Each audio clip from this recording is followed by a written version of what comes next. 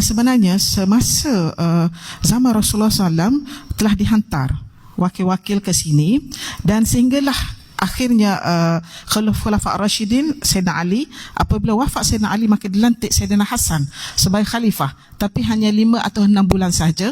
Kemudian Sayyidina Hasan bagi bagi secara aman jawatan khalifah kepada Muawiyah.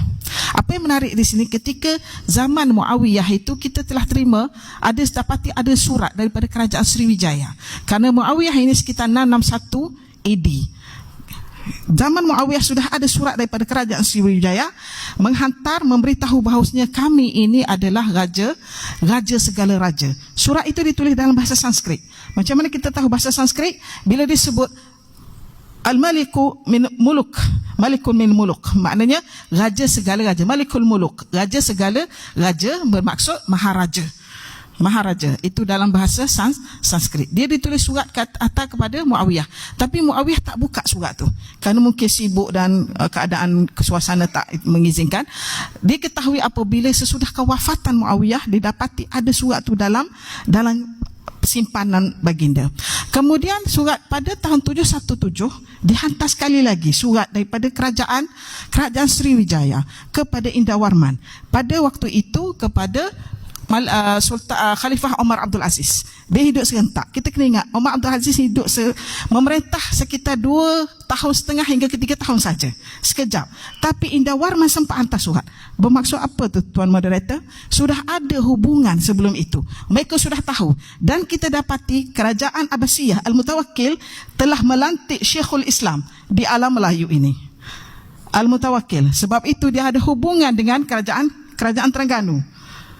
Kita dapati ada nama Tokku Pulau Manis, Tokku Paluh. Mereka itu Syekhul Islam yang dilantik oleh kerajaan Abbasiyah dan seterusnya oleh kerajaan Osmaniyah. Tetapi ketika kerajaan Osmaniyah yang keempat terakhir itu kita tak boleh pakai, sebab dia sudah memihak kepada Kamal Atatürk. Sebab pembentukan Turki moden 1923, kejatuhan kerajaan Turki Osmaniyah 1922, tetapi 1924 itu secara rasmi semua naungan kerajaan Turki itu terhapus, sudah tidak lagi, dia kolaps. Jadi ketika zaman Sultan Hamid, Sultan Abdul Hamid, mereka telah melantik Syekhul Islam di alam Melayu ini, di alam Nusantara ini.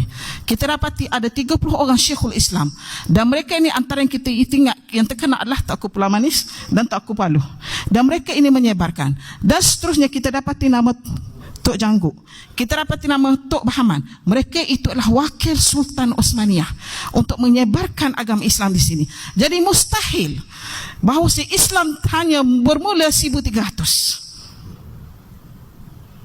Betapa berjayanya penjajah British itu menutupi alam sebelum 1400.